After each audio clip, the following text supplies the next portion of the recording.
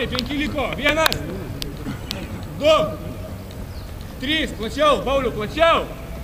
Plačiau, vaikinai, plačiau. Kas yra, davai. Treneriai, kokie įspūdžiai po pirmos fizinio parengimo treniruotės? Labai geri.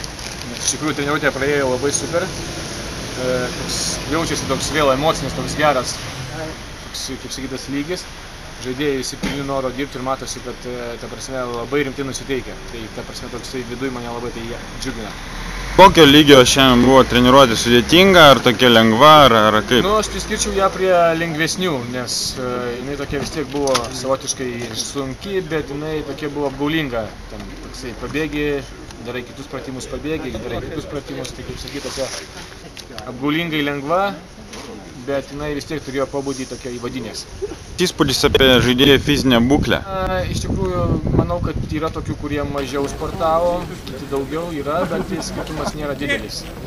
Nes turbūt gal dauguma vis tiek, kaip sakyti, uždėlį metais suprato tą tokią filosofiją, mano metodiką, tai išvažiavo šį metą, kai matosi, kad jau pasiruošė darbą. O vakare kas laukia? Vakare laukia krepšinis, pavadinkim taip, darbas. Ruošia.